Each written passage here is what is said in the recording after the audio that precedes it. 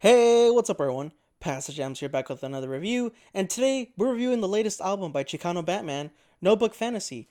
Chicano Batman is now three-man band, lead vocalist Bardo Martinez, bassist Eduardo Arenas, and guitarist Carlos Arevalo. Sorry if I butchered those names, but there was a fourth member who was the drummer. I'm forgetting his name now. Excuse me, but he is no longer with the band, which caused some controversy and questions with the band, leading up with this new album, Notebook Fantasy, that just released this past Friday. With the singles coming up and stuff like that, there was essentially no like real reason or, as far as I can tell, anything or any input at all, which kind of leaves me, and I'm sure I saw like comments on posts and stuff like that. Where exactly is this member? Like, what happened? Was it a good send off? Are they on good terms? I mean, I know it's essentially none of our business, but it's so weird and strange considering that Chicano Batman is a band that is very positive. You know, it looks like they get along well with each other and stuff like that. Or like I said, maybe it's not even that. Maybe it was a personal issue. Maybe just leaving on his own terms or whatever the case may be. Um, there was a video, a music video, Fly, for their first single leading up to this album, and also caused a lot of controversy. But I'm not here to talk about that. I'm here to talk about the music, and I'm just throwing it out there. You know, I just don't want to cause anything, but I'm aware of like the controversial stuff and things like that.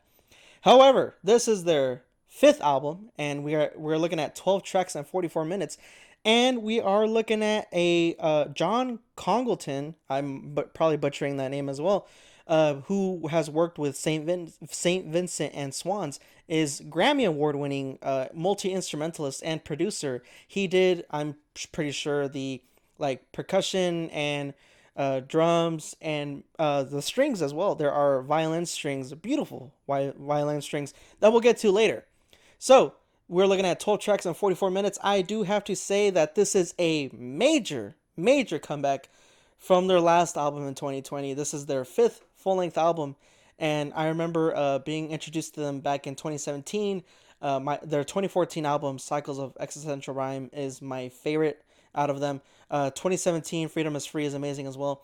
But 2020 with Invisible People really took a turn because it wasn't really, it was super different from the usual stuff that they play. And I'm all for artists and bands, you know, exploring different things and, you know, kind of trying to expand their abilities as musicians. And I get that. I praise that. I kind of want that in every single artist and band out there. But unfortunately, there are times where it falls flat. And I think that's where it did for them, unfortunately. And I've met Bardo, I've met Carlos. They're really great guys at a show back in 2017. And, you know, very humble people, and you know coming from Los Angeles as well, you know, I do think that they do carry that very Southern California groovy sound, that very psychedelic rock sound, and that is present here in this album. Notebook Fantasy, to sum it all up into one sentence, is basically Chicano Batman returning to form with a twist. They are going back to their roots, going back to their original sound and what they're mostly known for, but adding just a little pizzazz and spice and taking risks again. Not necessarily taking a hard left turn and coming, you know, straight out of the wazoo like they did in their last album. They are giving the fans what they want, but also expanding their skills as musicians and diving deeper maybe into sounds they wanted to explore before. And I have nothing but praise. This is a huge comeback and very my major upgrade from their last album, like I mentioned. And as I said before, this album is very psychedelic rock heavy. There's a lot of funk. There's even a cumbia in this thing, like a cumbia element. Eduardo Arenas has also done solo work, and he does backup vocals and his own lines and track in the track Parallels. He also has his own track Hojas Secas, which is amazing and a beautiful song. And Bardo Martinez, lead vocalist, has also done solo work, and I really do think that I believe it came out in 2021, and I reviewed it on my channel. I do think that that seeped into the process of making this album, but not necessarily in a bad way. I think the how can I put this? The quirky, very groovy, very carefree, charismatic touch that this album has seeped into this album from his solo project. And I think it's just amazing. And although it is unfortunate to not see Joromero in the band anymore, the band is still strong, still kicking. And I'm not gonna lie, I was a little scared when I heard the track "Fly," the single leading up to this album, because I felt like it was going to be just exactly like the last album. But no, everything is for the most part very the production is amazing, from John Congleton and Carlos Aravajo and Eduardo on the bass and guitar respectively.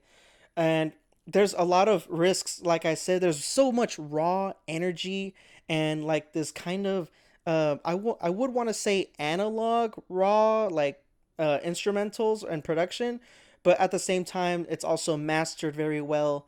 And like on the tracks, "Fly," like I said, Le La, that's the cumbia type track. And even the track, "The Way You Say It," featuring She Says She, who, by the way, if I'm not mistaken, they were the female vocalists who toured with them back when in around late 2010s or so. And that's amazing, female vocalists and stuff like that. And there's even female vocals on track number three, "Parallels," at the end, where it's kind of this at the end, so amazing and majestic, so beautiful, kind of angelic in a way. There's a lot of things to digest in a 12 track album, given that there's no interludes or kind of like even like skits or anything like that, preludes, which they've done in their past albums.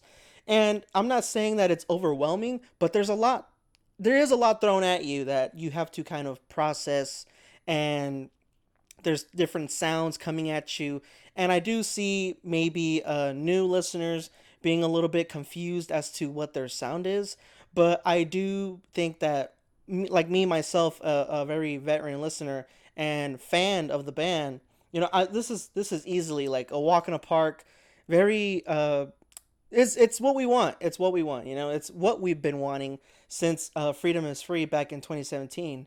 And I do have to say, unfortunately, my least favorite track is the first one, "Live Today," where Bardo uses this very synthesizer vocals, very robotic vocals. It doesn't really work. And even though he uses it in other tracks, I just think it's more utilized in a way, excuse me, where it's more interesting and not really awkward. I should say. The first track is very forgettable for me and easily the only skip on this whole thing. And I think that's great, kind of getting it out of the way. And from track number two onwards, I could listen to it all. Very beautiful tracks on here. There are love tracks, and even a track dedicated to Bardo's daughter, beautiful daughter, number four, track number four. I thought it was amazing. You're on the road. Being a musician with a family is not a really, how can you say, easy lifestyle. You're away, and your children and your family's growing up, and you're on the road. So I mean, that was very heartwarming, and especially like I said, track number 10, "Hojas, Secas," where the song where Eduardo sings that one. Oh my God, it's so amazing. And "Fairytale Love" as well is some of the most poetic and amazing poetry that Bardo has ever written, from ever since I've started listening to him and the band back in 2017. So I mean, there's funk, and there's funk, there's cumbia, there's psychedelic rock, there's poetry. I mean, what else could you want? There's this beautiful orchestral violin strings. Go check this album out. If you were scared like I was for this album, Notebook Fantasy, Chicano Batman, their latest release, is an 8.5 out of 10. Just go check it out. If you've been a fan like me and you were kind of skeptical about this one, trust me, they really came back, came full circle. They have returned to their sound with a major twist, and I appreciate that so much. 8.5 out of 10. That is the review by Chicano Batman's latest album, Notebook Fantasy. Link in the description below if you want to check it out and see the awesome jams and sour jams. Hopefully, y'all are looking forward to the next review. Pass the jams out.